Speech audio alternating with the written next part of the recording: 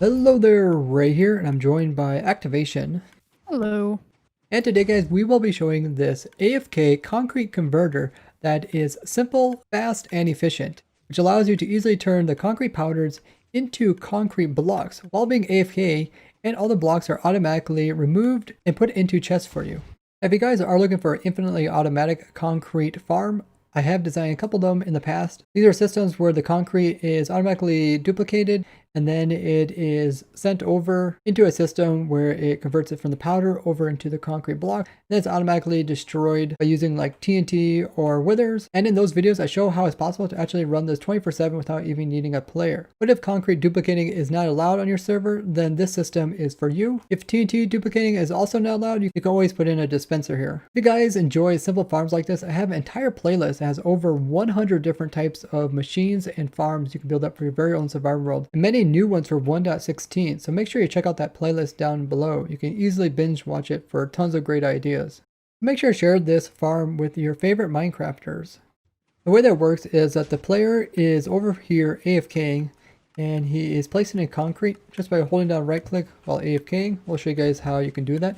The concrete powder is then pushed over to this water here, which converts it into blocks. The blocks are pushed over in front of all these pistons, which push them all downwards. And once this part down here gets filled in with some concrete blocks, then it's going to push them forward exact same time. The TNT is going to ignite, breaking all the blocks as block 36, so they have 100% chance of dropping, and then they come down here and get moved over by the water into some hoppers, and then they're all stored away in the chest down below. Make sure you put in a lot of storage because this thing produces a lot of items.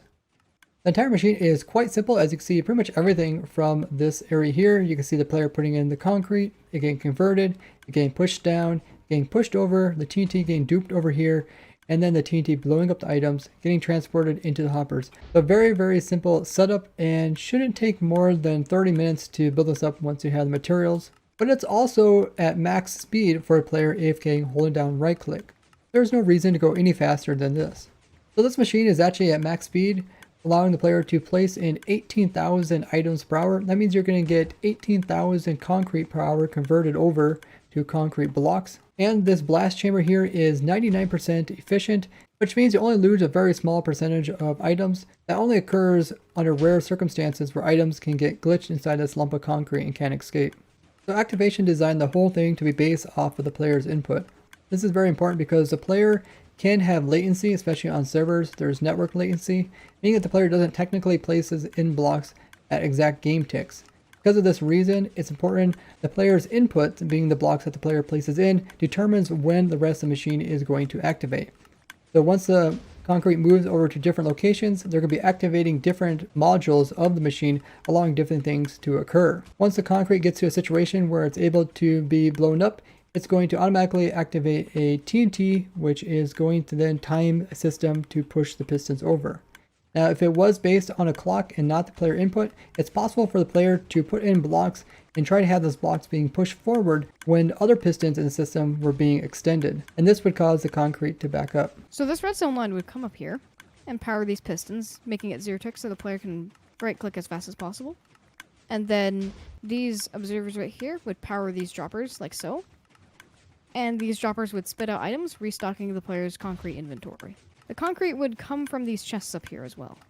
So from the player's input, this concrete would move along this stream over here, move into these few pistons right here. The observer would detect the movement and power these rail lines that would then power these pistons.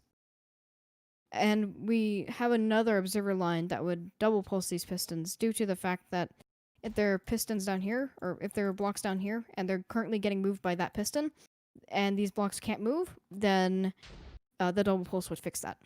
And this is incredibly important so the system does not back up. On the other end, though, we have these observers right here, which would power this rail line into this binary counter. And this counter would count 9 items between each system. So every single time a concrete moves past here 9 times, the TNT system would activate. There's an item inside these binary counters that after it would be pulsed 9 times, it would, due to rail update order down here, it would pulse all these droppers at once and send the item signal back to this first dropper, then resetting the signal. This binary counter goes and updates these comparators, which will turn on. They would power this TNT duplicator, and by the time it pulses again, the TNT would be propelled backwards, aligned with this glass pane, and moved down there. On the other side, we have the same system, only we have a comparator right here through a whole bunch of repeater tick delays, simulating about 4 seconds. And then this piston down here that would then activate this line right here. This observer would update this 2-tick repeater, which is the maximum amount of delay you can get between observer double pulsing or not, and it does not double pulse in this case. So we have these rails right here that would update these observers that would power these pistons. These pistons are powered at the same time as this TNT exploding, as seen here. Now the TNT does blow up the items in block 36 form, meaning that they are the same blast resistance as like slime or some really weak stuff, meaning that it can blow through more blocks using one explosion. This means that you can destroy more blocks overall with a single TNT source. Now the items do fall downwards, and any items that hang up on ledges will get pushed out when the rest of the concrete comes down and pushes it out over here. Items are then washed through the system to the very end where we have a bunch of hoppers. You need at least 2 sets of hoppers to pick up all the items because it does produce around 18,000 items per hour, and each hopper can only push through 9,000 items per hour. So we definitely need at least 2 hopper lines and going into a lot of storage.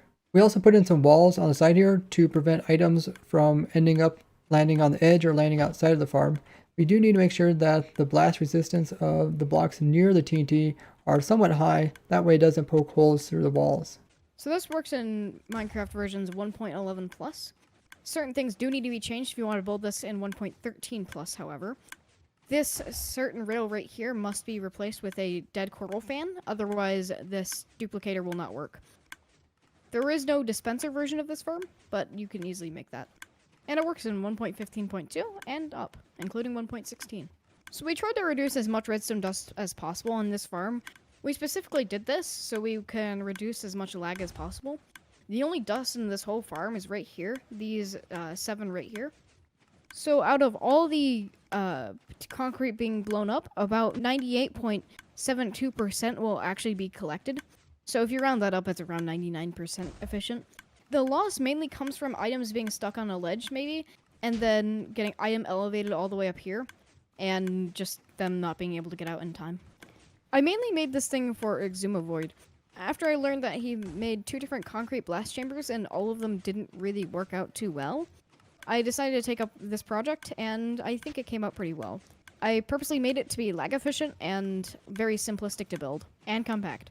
And I helped activation make it as simplistic as well as straightforward and compact and easy to understand as possible, given the limitation that we're also trying to keep it extremely efficient. Overall, it turned out very nicely. Everything is easy to see, easy to build up, while also not allowing too much lag to come out of it, as there is a lot of updates because everything's moving very quickly. With the design being compact, you can actually easily hide this inside of some type of building you have on the server.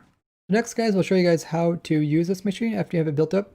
If you're in versions like 1.12, where you don't have the access to using the trapdoors, you have to be in survival, and we'll have to have a Elytra, where you can go into Elytra mode by going underneath of this block by triple hitting your spacebar very quickly. Once you're underneath this block, you can come over here and you are ready to place in the concrete.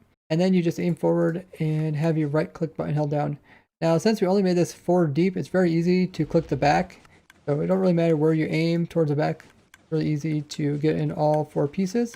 And over here, the items are falling down. Once they get remotely close, as long as you're within 1 meter of where the item falls, it will automatically come into your inventory. So you can easily pick up all the items, and you just sit here with your right click button held down. Now there's a couple ways you can keep this held down. In 1.12, you can use the F11 trick, where when you press F11, then when your screen goes black, you lift up your right mouse button, and then it will automatically allow you to place in concrete while being AFK. Now you can always use a weight on your mouse or switch your mouse button using your controls to a different key on the keyboard and then put a weight on it. Now there's another option where you can actually stand over here if you don't want to be in Elytra mode, and you can shift click on top of this dropper, place in all 3 while being a survival. It's a little harder to aim, but it can be done. You can also do that in 1.15. Now the easiest way obviously in 1.15 is just to stand inside the trapdoor and close it, and this will put you into Elytra mode, which will allow you to easily aim at the back without even needing an Elytra. Now 1 to 15, you can also do the right click constantly held down trick by doing F3 plus T, and then when your screen comes up with the loading screen, just lift up on your right click, and then from there on the game will memorize that button being held down and allow you to AFK. So these are all methods allowing you to AFK the system, and as long as you have concrete in here, it'll just constantly feed it to the player. And then when you're done, you just stop placing it in. There is no on or off switch since it's completely based off of the player. You don't have to worry about turning it on or off at the wrong time. You can just come down here and pick up all your concrete converted from the powder into the concrete blocks without you having to do any manual mining. And when building up this farm, you actually don't need to have any of this concrete in there. The only concrete you do need to have is under this water stream, and that's it. That way the water doesn't escape the area. So this blast chamber concept is by Acheron River. He has a really great tree farm hooked up to his concept like this. And you can check out that video down in the description below. And if you guys like to see how to build this up in your very own world, we provided the world download so you can see how every block is placed in precisely. This was a collab with Activation and myself, so make sure to check out his channel where he also does a lot of automated farms, as well as he has a Let's Play series on the ProtoTech SMP server, as he is one of the members. You can find his channel linked below. We'd like to thank you guys for watching, and we'll see you guys in the next one. Bye bye!